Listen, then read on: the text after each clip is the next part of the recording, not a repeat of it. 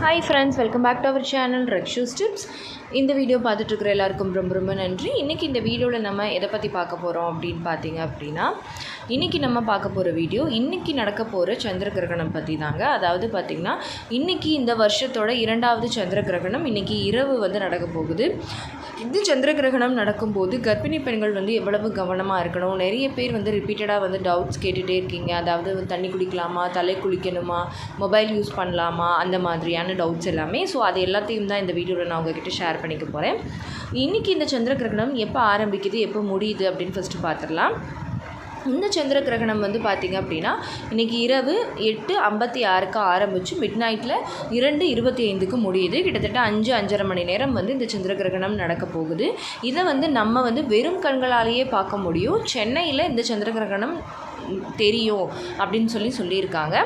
அதுக்கப்புறமா பார்த்திங்க அப்படின்னா கர்ப்பிணி பெண்கள் இந்த சந்திர கிரகணத்தை நினச்சி அனாவசியமாக ரொம்ப பயந்து குழம்பிக்க வேண்டாம், இந்த மூட நம்பிக்கையை நம்ப வேண்டாம் அப்படின்னு சொல்லி தமிழ்நாடு அறிவியல் இயக்கம் நமக்கு சொல்லியிருக்காங்க.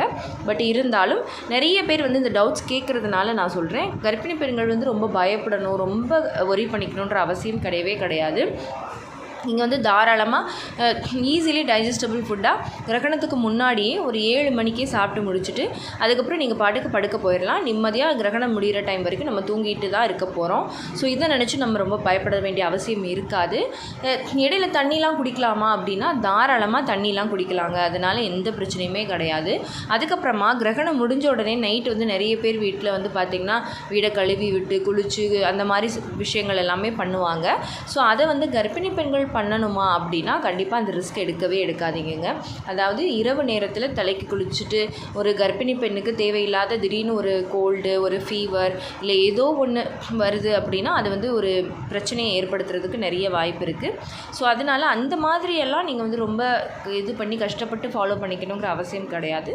நான் சொன்ன மாதிரி ஈஸிலி டைஜஸ்டபிள் ஃபுட்டாக நீங்கள் எடுத்துக்கிட்டு 7 மணிக்கு முன்னாடியே அந்த டின்னரை முடிச்சுட்டு நல்லா நிம்மதியாக நீங்கள் பாட்டுக்கு தாராளமாக நல்லா நீங்கள் தூங்கி எந்திரிக்கலாம். மொபைல் யூஸ் பண்ணலாம், மொபைல் பார்க்கலாம். அதனால் எந்த பிரச்சனையுமே கிடையாது. ஓகே ஃப்ரெண்ட்ஸ், இந்த வீடியோ உங்களுக்கு ரொம்ப யூஸ்ஃபுல்லாக இருந்திருக்கும்னு நினைக்கிறேன். இந்த வீடியோ உங்களுக்கு யூஸ்ஃபுல்லாக இருந்திருந்தால் மறக்காமல் லைக் பண்ணுங்கள், கமெண்ட் பண்ணுங்கள். உங்கள் ஃபேமிலி அண்ட் ஃப்ரெண்ட்ஸுக்கும் இந்த வீடியோவை மறக்காமல் ஷேர் பண்ணுங்கள். அண்ட் நம்ம ரக்ஷூஸ் டிப்ஸை மறக்காமல் சப்ஸ்கிரைப் பண்ணிக்கோங்க. தேங்க்யூ.